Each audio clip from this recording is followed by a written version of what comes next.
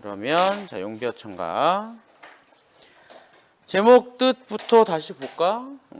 뜻 자체가 뭐죠? 용비어천가의 뜻은 용이 하늘을 날면서 다스리는 노래, 뭐 그런 뜻이잖아요. 근데 거기서 말하는 용이 뭐라고요? 이게 왕, 조선의 왕. 몇 명이요? 물론 여기서 왕은 다야. 모든 왕들이 다인데 이 용비어천가에서 이야기하는 거는 해동 육룡이라고 이야기를 했으니까 여기는 6명의 왕. 어디까지요? 태종까지.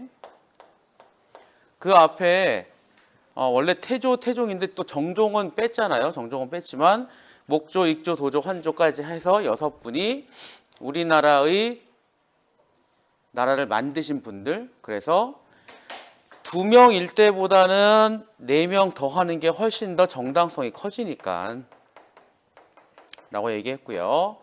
그 다음에 1장은 다시 한번 복습합시다. 1종의 인트로. 그 다음에 2장에서 124장이 업적. 그리고 마지막에 125장이 권계, 후대 왕들에 대한. 그러니까 세종대왕께서 지으신 그 자기의 아들부터 문종이죠. 문종부터 똑바로 해라 아니면 나라 망할 거야 라고 이야기하는 게 마지막 125장. 이따가 잠깐 시간 나면 볼 거예요. 자, 근데 이게 중요한데 잠깐만 뒤 11장 한번 봐봐. 니네 프린트 11장을 보면요. 내가 이 구조 때문에 갖고 온 거거든. 자, 11장을 보면 크게 2줄입니다. 2줄이에요. 그러니까 이게 훈민정음을 만드신 다음에 용비어천가를 만드신 거는 훈민정음이 얼마나 잘 쓰일 수 있느냐를 테스트해보기 위해서 만든 것도 있거든요. 그런 목적도 있는 거야. 그래서 니네 지금 프린트를 준 걸 잘 보면 처음에 훈민정음으로 써 있는 게 있고 그 다음에 한문이 있고 그 다음에 현대어 풀이가 있잖아요. 실제로 요거는 없는 거잖아. 요게 나오고 요게 나옵니다. 그러니까 훈민정음으로 먼저 쓰고 그 다음에 한문으로 번역판을 실어 놓은 거야. 이게 중심이에요. 근데 그러거나 저러거나 잘 보면 11장을 보면 앞부분이 있고요. 뒷줄이 있죠. 이걸 전절이라고 후절이라고 하는데 가만 봐봐요. 가만 보면 현대어 풀이를 봐도 돼. 특징이 뭐인 것 같아요? 11장을 예를 들어서 보도록 합시다. 용비어천가의 특징은 11장을 가만 봤더니 어떤 특징이 있느냐? 현대어 풀이를 봐도 돼요. 좀 더 봐봐요. 뭐가 대꾸지? 통째로 대꾸예요. 근데 뭐가 대꾸냐? 물론 형식도 대꾸가 있겠지만 내용이 똑같습니다. 그러니까 대꾸가 아니라 완전 똑같아요. 이따가 1장 얘기를 다시 얘기할 건데 요 11장 같은 예를 들어보면 앞쪽 부분은요. 옛 성인께서 행하신 일화가 나와요. 에피소드가 나온단 말이야. 그리고 이 뒷부분은 뭐가 나오냐면 아까 이야기했더니 6분 있죠. 해동 육룡 6분에 해당하는 얘기가 나와요. 근데 그 두 에피소드가 똑같은 거야. 완전 똑같아요. 비슷한 것도 아니라 똑같아. 근데 요 예전에 적어도 조선시대까지는요. 이 옛 성인이라고 하는 게 바로 뭐냐면 이게 기준이에요. 이게 기준이야. 모든 거의 판단 기준이 바로 옛날 성인들이 말씀하셨던 내용입니다. 아니면 그들이 했던 행동이나 업적 같은 거. 근데 봐봐요. 판단 기준하고 똑같은 일이 여기에 있는 거야. 그럼 우리의 조상님들 목조부터 태종까지 그분들께서 하신 게 바로 뭐예요? 옛날 성인들하고 똑같은 거야. 그러니까 이걸 점수화해서 얘기를 하면 이분들께서 하신 모든 것들은 100점이에요. 그럼 이분들한테 근접하기만 해도 좋아. 99점 될 수 있을 거야. 근데 2장부터 124장을 보면 똑같다는 걸 강조합니다. 그래서 우리도 100점이야. 그러니까 우리의 조상님도 우리의 6왕께서 하신 일들은 기준하고 똑같아. 모범 답안하고 똑같은 걸 진행한 거고. 그러니까 뭐예요? 우리의 왕들께서 하신 일은 정말로 하늘의 명이다. 아니면 우리의 정당성을 강조한다고 볼 수 있는 거지. 그거를 몇 개 정도 얘기한다고요? 123개에서 계속 얘기합니다. 물론 주로 얘기하는 거는 태조하고 태종 얘기긴 하지만 그 앞에 네 분도 얘기를 하시거든요. 자, 그런 걸 통해서 봐봐. 11장 얘기는 뭐 얘기하는 거죠? 현대의 풀이를 봐요. 그 유명한 사례 아니냐? 니네 배운 적 들어본 적 있을걸? 11장 얘기? 자주 듣던 단어, 들어본 적 있는 단어 나오지 않나? 지역 나오죠, 지역. 위화도 나오지. 니네가 배워서 알 거야. 위화도에서 이성계가 뭐 했죠? 엄청난 사건이잖아요. 이거 가지고 말도 많고 탈도 많잖아. 근데 예전에 중국의 황제 혹은 왕께서도 그런 일을 한 적이 있다. 참 공교롭게도 우리의 왕도 그걸 하셨다. 참 대단한 거 아니냐? 그게 바로 하늘의 뜻인 것이다. 하늘의 뜻이니까 어떻게 돼요? 조선이란 나라는 만들어질 수밖에 없는 것이다. 그러니까 뭐예요? 이 노래를 읽으면 조선이 만들어진 이유가 명확한 것이다. 드러나는 겁니다. 그래서 11장을 여러분들한테 보여주는 거예요. 그게 전부 다야. 자, 그럼 이제 1장 볼게요. 1장은 그거에 대한 시작 얘기가 나와요. 보세요.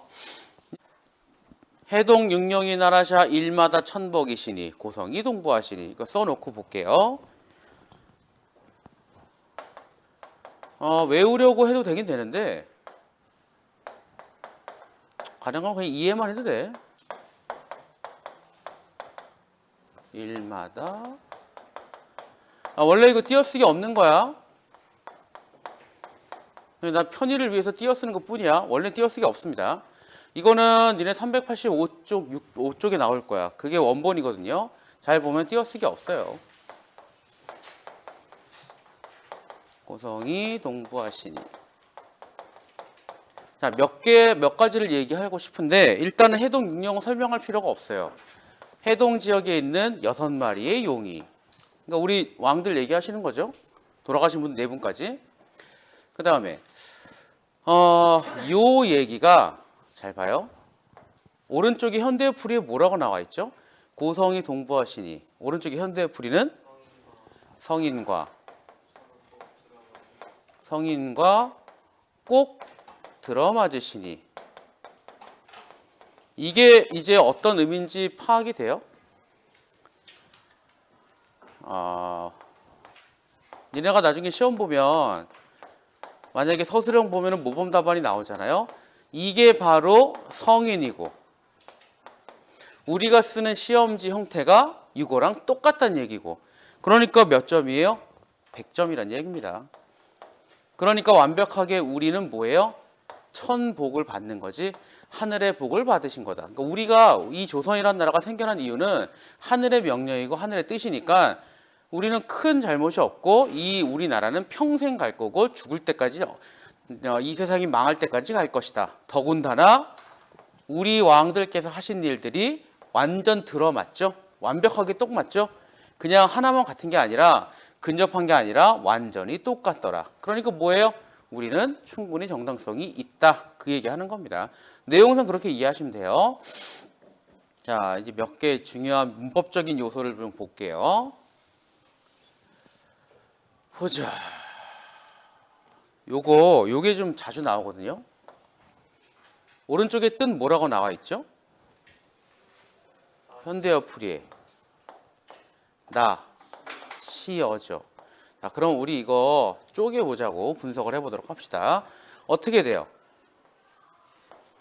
원래는 날다에서 온 거겠지? 그 다음 시가 결합되죠? 그 다음 어죠? 그러면 이거 같은 경우는 간일 것이고 이거는 미라고 하잖아요. 연결어미. 얘는 뭐죠? 아마 여러분들 알 거야. 이거 뭔지. 정확히 명칭은 모르지만 대략 뭔지는 알 겁니다. 뭐에 쓰이는 거지? 용도가 뭐예요? 물론 탈락이야. 나중에 합쳐지면 탈락돼요. 그러니까 용도는 누구를 높이는 거잖아요. 근데 어말어미 앞에 있어서 선어말어미라고 하는 것 뿐인데 그렇잖아요. 그러면 하나 예를 들어 볼게요.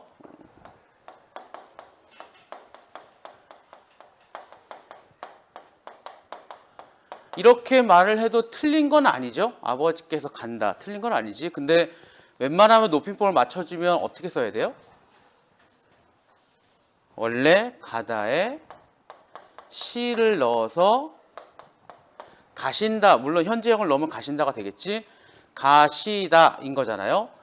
그럼 봐봐. 이 문장에서 주어가 뭐예요? 주어. 핵심이 되는 말은 이게 주어잖아. 주어이기 때문에 여기에 등장하는 아버지가 바로 뭐가 되냐면 주체가 돼요.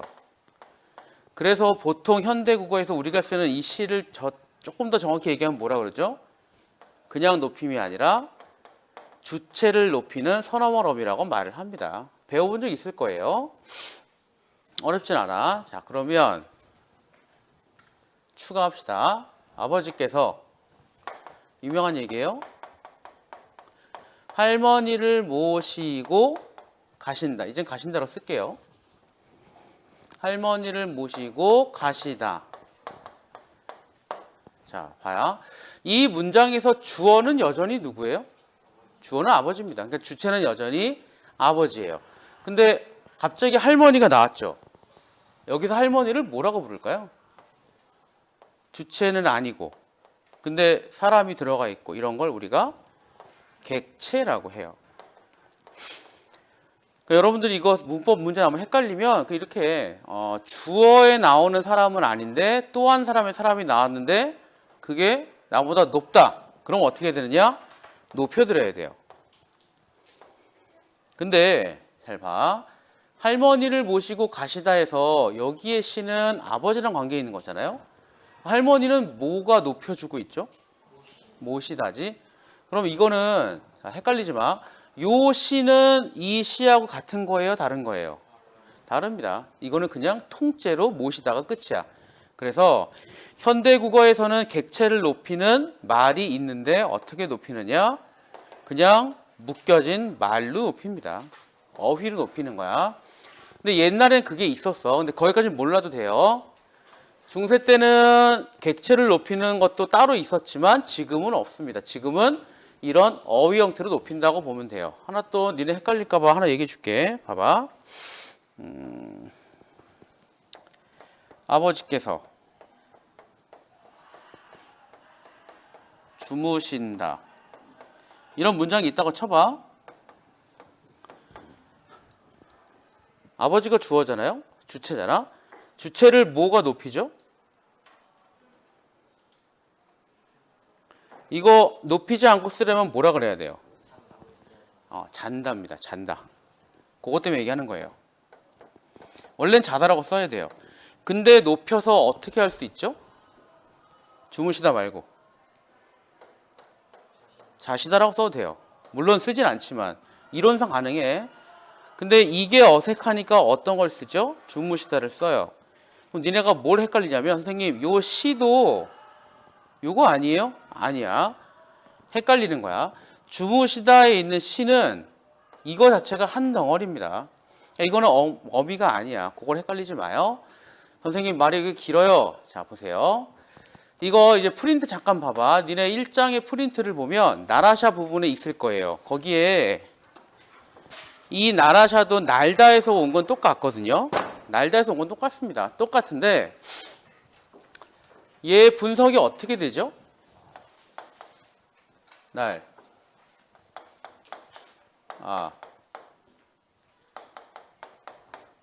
이렇게 돼 있죠? 자, 요게 그거예요. 요게 현대국어에서 이야기하는 요 시하고 똑같은 얘기예요. 근데 뭐가 달라요? 형태가 달라요. 그거를 이해하면 돼. 선생님 형태가 왜 달라요? 이유는 있는데 좀 복잡해. 여러분들한테는 복잡하니까 예전에는 지금은 이 시밖에 없지만 예전에는 다른 모양도 썼구나. 그 정도만 이해합시다. 원래 되게 복잡하거든요. 뭐 앞에 뭐가 오고 뒤에 뭐가 오고 따라 달라지는데 지금과 달리 몇 개가 있다고 생각하면 돼. 물론 얘네들도 시도 있는 거야. 어디냐면 여기 봐요. 일마다 천복이 시니 동부와 시니 이게 지금하고 똑같아. 그래서 이 1장에는요. 주체를 높이는 서너말 어미가 무려 3개가 있는 겁니다. 그럼 봐봐요. 나라샤의 주체는 누구죠? 누가 날아요? 왕이 날잖아. 그래 높여준 거야. 그 다음에 천복이신이의 주체는 누구죠? 오른쪽에 현대어플을 보면서 봐봐요. 천복이신이의 주체는?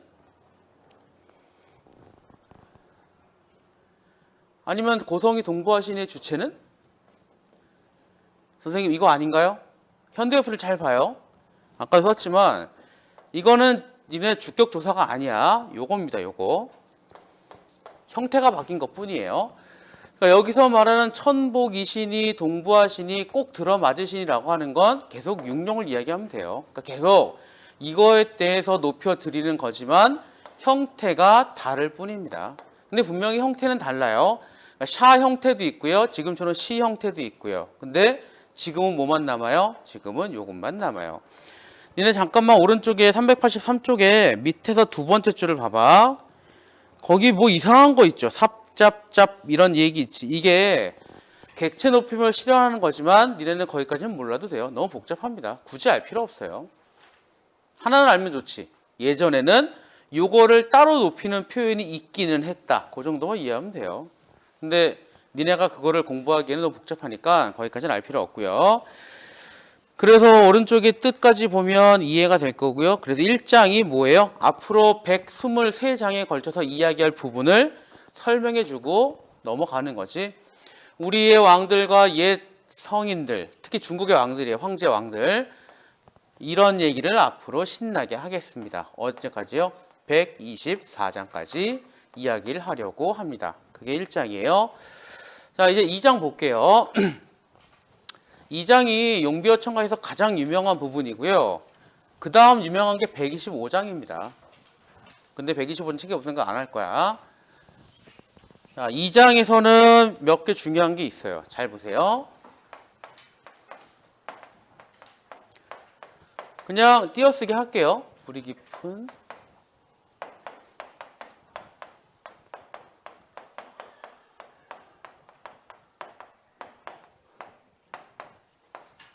꽃도 없고 여름하라니. 일단 여기까지 합시다. 남자가 요거구나. 오른쪽에 뜻을 잘 보세요. 뿌리 깊은 나무가 바람에 아니 밀새라고 되어 있잖아요. 현대어플을 보면 뿌리가 깊은 나무는 바람에 아니 움직임으로 라고 되어 있잖아요. 뭐가 현대국어랑 큰 차이가 있는 것 같아요? 이어적기 같은 그런 짜잘한 거 빼고 이제 빼고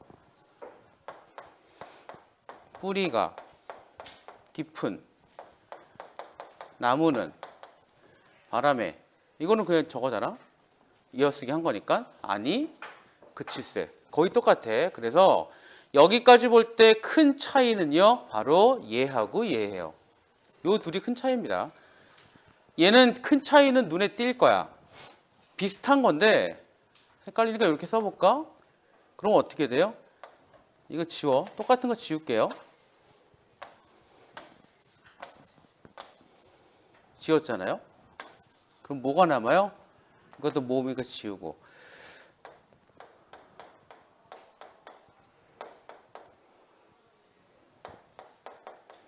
이렇게 바뀐 거죠. 이쪽에는 기억이 있는데 이쪽에는 없어요.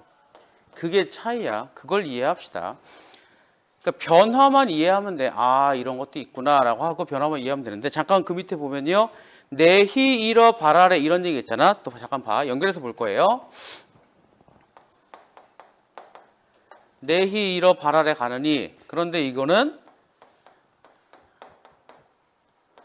냇물이란 뜻이거든요. 그러면 현대국어에서도 내라고 하니까 이렇게 합시다. 내가 냇물이 일어나서. 그러면 또 지울게요. 똑같은 거.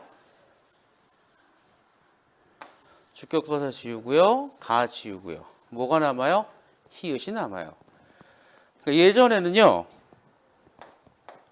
이런 게 명사가 있으면 이런 게 숨어있는 단어가 있어요. 혹시 이런 단어 현대 국어에서 흔적이 남은 거 혹시 기억나는 사람? 명사인데 뒤에 뭔가가 결합하게 되면 갑자기 이게 툭 튀어나오는 거. 혹시 기억나는 거 있나? 흔적이 아직도 있습니다. 뭐가 있죠?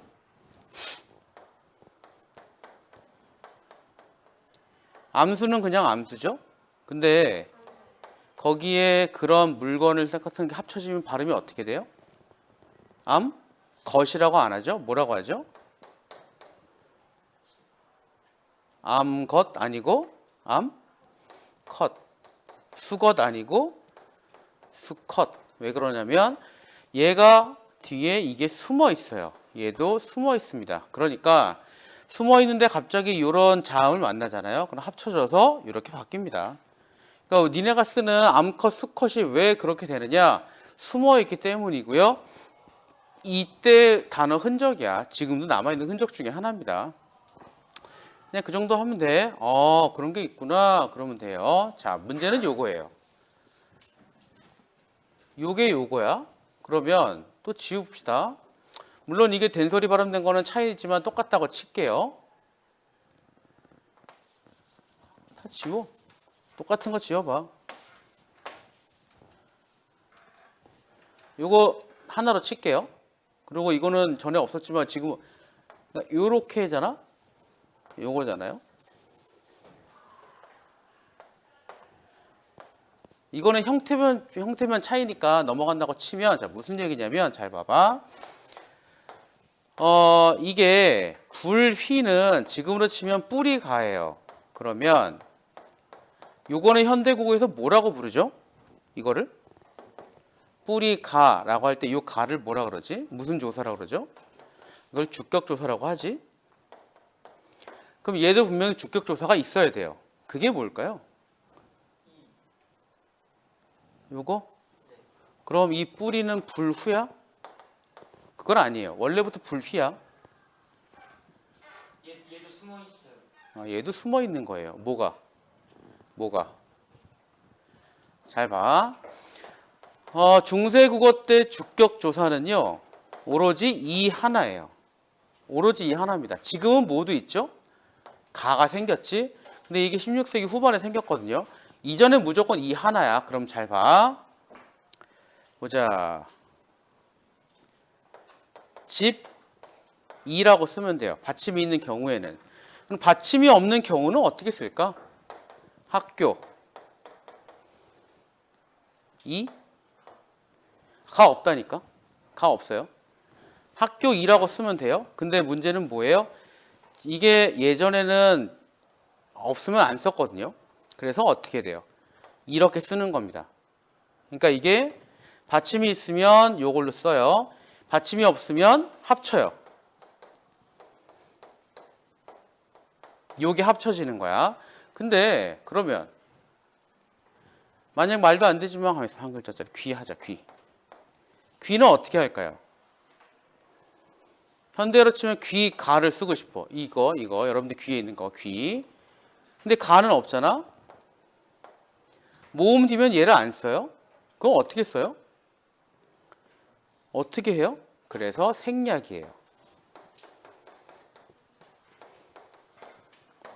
그러니까 이게 되게 어렵습니다. 그러니까 중세 국어 때는요, 이거를 모르면 해석 자체가 이상이 틀린다고. 다시 분명히 중세 국어 시기에는 주격조사는 하나밖에 없어요. 이밖에 없어. 근데 상황이 너무 많아요. 받침이 있는 경우가 있고 받침이 없는 경우가 있고 받침이 없는데 하필이면 이모음이 있는 경우가 있고, 그럼 받침이 있을 때는 그냥 통으로 이를 써주고 뒤로 이어 써주면 돼요.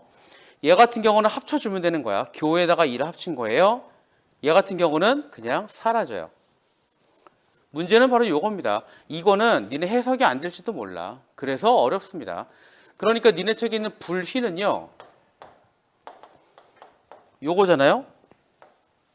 그래서 생략된 거예요. 이거를 조금 니네 대학교 가거나 그렇게 배우면은 제로 주격이라고 하는데 이 용어까지는 몰라도 돼요. 그냥 똑같은 이 모음이 있으니까 생략된 거구나 라고 생각합시다. 그러면 니네 거기 봐봐. 이제 두 번째 줄에 보면요, 샘이 깊은 물 돼 있죠. 자, 샘이는 주격조사가 어떤 형태죠? 셋 중에 어떤 유형에 속해요? 샘이 1, 2, 3. 첫 번째입니다. 어떻게 알죠? 원래 받침이 있는 거니까. 샘이 깊은 물. 그 다음에 니네 잠깐만 그 1장에 해동 육룡 넘어간 거 봐봐. 해동 육룡이 나라샤. 육룡 2에서는 확실하게 몇 번 유형이에요? 이건 첫 번째입니다. 눈에 확 띄죠? 확 띄는 거야. 잠깐만 어디를 또 보냐면 어디 보자. 384쪽 잠깐 볼게요. 하나 예를 들어 볼게요. 만약에 이게 한자로 써 있단 말이지. 한자로 써 있잖아요. 물론 이거를 지금 우리말로 하면 요거일 거예요. 그렇잖아. 여기에 주격조사를 넣으면 뭐가 들어가야 되죠? 세 개 유형 중에 뭐가 들어가야 돼요? 1, 2, 3 중에 받침 없잖아요. 두 번째 들어가야 돼요. 그럼 이렇게 돼야 되잖아요. 근데 문제는 뭐냐? 이게 만약에 훈민정음 형태라면 둘이 축약돼서 이렇게 쓰일 거예요. 근데 만약에 한자 혼자 쓰였다면 뭐가 들어가면 될까요? 이렇게만 하나 들어가요. 니네가 못 읽을 수도 있어요. 그게 문제입니다. 이게 왜 요거만 쓰였느냐? 이거를 현대어로 그러니까 그 도금으로 풀이할 때는 분명히 받침이 없는 거기 때문입니다. 그래서 얘 하나 쓰이는 거예요. 그럼 뭐라고 읽어야 돼요? 읽을 때는 제라고 읽어야 돼요. 왜냐? 이건 자잖아. 그러니까 실제로 읽을 때는 이런 거에서 약간 골치 아픈 게 생기는데 니네 거기까지 할 건 없고요. 자, 요 세 가지 유형이 있다는 걸 이해하고 그 다음에 이게 훈민정음 언해본에도 꽤 많이 나오죠. 그런 것도 이해합시다. 분명히 요거 하나만 쓰였기 때문이에요. 다시 돌아올게요. 382쪽을 다시 볼게요. 뿌리 깊은 나무간. 이거 설명하면 뭐 간단해. 뿌리가 깊은 나무는 발 아래 바람에 안이 그칠 것이다. 뭐 충분히 이해할 수 있죠? 그러니까 비유적으로 표현하는 거야. 뿌리가 깊은 나무는 바람이 아무리 막 불어도 안이 흔들릴 것이다. 그러니 어떻게 하면 돼요? 우리의 조선이라는 나라는 뿌리가 깊다. 그러니 큰 걱정하지 않아도 우리는 절대로 흔들리지 않을 것이다. 근데 그렇게 되면 또 어떻게 된대요? 중요한 단어가 두 개가 또 나오죠? 지우고 볼게요. 니네가 한국인이면 한 용비어천가 2장 정도는 한 번에 이해를 할 수 있으면 되게 좋습니다. 자, 고티오코 갈게요.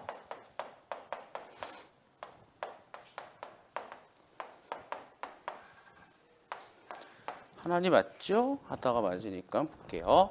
이거를 니네가 아무런 지식이 없이 읽으면 뭔 소린지 몰라요. 그리고 아마도 이 여름을 뭐라고 생각하지? 한여름, 겨울, 여름, 봄, 여름 이걸로 생각을 할 거야. 근데 그게 아니야. 요거는 꽃이에요. 자, 요게 또 문제가 돼요. 디오코는 오른쪽에 봤더니 뭐라고 나와 있죠? 현대어 풀이에 좋다라고 있습니다. 이게 현대어에서는 좋고예요. 그러면 뭐가 달라요? 이게 달라요. 그러니까 이것도 현대어로 가면서 국외영어가 진행이 된 건데, 자, 지금 하는 얘기는 시험 보면 아니야. 프린트를 봐요. 프린트에 거기 듀코 부분을 보세요. 프린트의 듀코 부분을 보게 되면 맨 끝에 CF라고 써 있고 비교해서 뭐가 있죠? 좋다는 따로 있어요. 이거 뜻이 뭘 것 같아요? 거기 한자 써 있지? 그 좋다가 무슨 좋다일까? 혹시 알 수 있을까, 니네? 뜻이 뭔지? 그 좋다가 한자로 나오는 좋다가 뭐예요? 깨끗하다는 뜻이에요. 그래서 이거 여러분들 저거랑 똑같아요. 중세 때 하다가 있고 하다가 있잖아요. 이때는 이 좋다가 지금의 좋다고 이때의 좋다는 깨끗하다는 뜻입니다. 하나가 사라진 거라고 보면 돼요. 근데 니네는 이거는 몰라도 돼. 이거는 시험 범위는 아니에요. 참고로 얘기해 준 것뿐이야. 꽃이 좋아요. 왜 꽃이 좋죠? 뿌리가 깊으면 아무리 흔들려도 꽃이 핀다. 화려하게 나라가 꽃을 필 것이다. 또 여름은 거기 현대어로 나온 게 뭐죠? 열매란 말이에요. 열매가 많다죠? 열매가 많이 맺힐 것이다. 그러니 뭐예요? 뿌리가 깊으니까 니네가 똑바로 운영만 하면 이 조선이란 나라는 앞으로 화려하게 꽃이 필 것이고요. 열매가 많이 맺힐 것이다. 그러니 뭐하라? 걱정하지 말고 열심히 살면 된다. 프린트 봐봐. 보세요. 이거는 니네 책에 없으니까 그냥 열매라고만 이해하면 되는데 이게 왜 열매가 되냐면 이것도 땡겨와. 이거야. 여름이에요, 여름. 열음이에요. 열다입니다. 열다에서 열매가 나오는 거야. 보통 우리가 열매가 열린다는 표현도 쓰죠? 그 개념이야. 근데 이건 너무 어려우니까 이 여름은 그냥 열매구나 정도만 이해하면 되는 거야. 꽃이 좋고 여름 열매가 많이 열릴 것입니다. 똑같은 맥락이야. 샘이 깊으면요. 아까는 나무 얘기했죠? 이번에 샘이야. 샘이 굉장히 깊으면 샘이 깊은 물은 가뭄에 안이 그칠 것이다. 그러니까 뭐예요? 샘이 깊은 곳에서 나는 그 물은 아무리 가뭄이 오더라도 멈추지 않을 것이다. 그래서 어떻게 가요? 냇가를 이루어서 어디까지 가요? 바다에 갈 것이다. 바다는 큰 바다 얘기하는 겁니다. 무슨 얘기죠? 샘이 깊으면 아무리 힘들어도 끄떡이 없을 것이고 냇가를 이루어서 어디까지 갈 거예요? 바다까지 갈 것이다. 그럼 어떻게 돼요? 보다 더 큰 나라가 될 것이니라. 그러니까 뭐 하라는 얘기예요? 똑바로 샘이 깊은 거 믿고 끝까지 노력하면 될 것이다. 누구한테 하는 얘기죠? 후대 왕들한테 하는 이야기입니다. 잠깐만 125장 볼게요. 이건 시험 보면 아니야. 뒷장을 보면 이건 어려우니까 니네 현대어 풀이만 봐요. 이제 이거는 대놓고 경고하는 겁니다. 뭐라고 하냐면 천세 위에 옛날에 미리 정해놓은 한강 북쪽에 한양 얘기하는 거예요. 그러니까 한양이라고 하는 도시를 1000년 더 전에 미리 정해놓은 것이다. 그러니까 조선이라는 나라가 건국되는 거는 팔자란 이야기죠. 천세 후에 정하신 한강 북에. 그다음 뭐라고 써있지? 보자. 현대어 풀이만 봐봐. 성신이 이으신다고. 이거는 하늘이 우리를 밀어준다고 해도 그런 이야기를 보면 돼. 하늘을 공경하고 백성을 위하여 힘써야만이 나라가 더욱 굳으실 것입니다. 경천근민이라고 하거든요. 거기 한자로. 그게 이제 후대 왕들이 좌우명으로 삼아야 되는 거예요. 아무리 하늘이 우리를 밀어준다고 쳐도 우리는 꾸준히 하늘을 공경해야 되고 또 누구를? 백성을 사랑해야 할 것이다. 그렇게 하면 어떻게 된대요? 우리가 굉장히 오래 갈 것이다. 닝그마 알아셔서 낙수의 산행 가 있어서 하나님을 믿으니까. 이게 무슨 얘기냐면 우리는 고사를 모릅니다. 낙수의 산행 가서 나라가 망한 케이스가 있거든요. 어디에? 중국에. 그러니 하늘만 믿고 니네가 대충 살면 나라가 순식간에 쪼개질 것입니다. 망할 것입니다. 뭐하라는 얘기예요? 하늘이 우리를 지어줬지만 끝까지 열심히 해야 할 것이다. 아니면 나라가 망할 것이다. 그래서 125장으로 마무리하는데 사실은 이 2장에도 이미 경고가 나와 있는 겁니다. 샘이 깊고 뿌리가 깊으면 웬만하면 버틸 거야. 하지만 니네가 똑바로 하지 않으면 망할 것이다. 그런 얘기가 들어가 있는 거죠. 이게 용비어천가 2장이에요. 그러니까 이런 걸로 후대 왕들한테 권계를 하는 거고 니네 왕들은, 조상님들은 대단한 거야. 믿고 열심히 해. 열심히 하기만 하면 큰 문제는 없을 거야. 라고 하는 거예요. 자, 여기까지가 용비어천가 2장이고요.